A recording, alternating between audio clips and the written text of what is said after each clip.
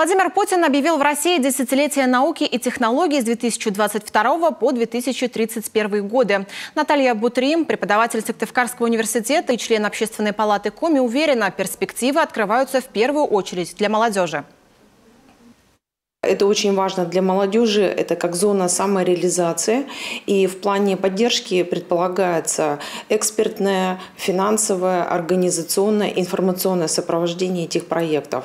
Очень важно, чтобы регион определил для себя приоритетные направления науки и технологий, и такие заказы поступили в ведущие вузы.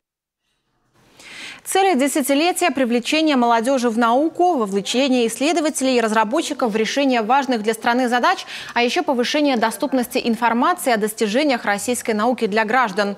Тем более разработок в России немало. Ими может похвастаться и наш регион.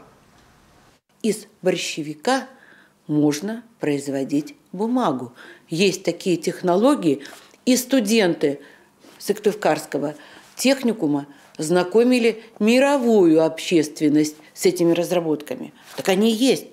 А почему у нас его не используют? Самое главное, что ни одно научное открытие, даже маленькое какое-то изобретение, оно не должно ложиться, как говорится, под сукно.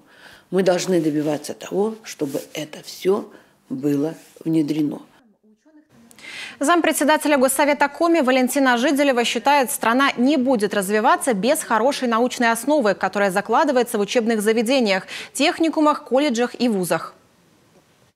Нужен вот такой рывок, который бы постепенно обеспечил прогресс во всех отраслях экономики. Мы сегодня с вами стоим на пороге очень вызовов значительных, которые могут быть перед страной, перед экономикой.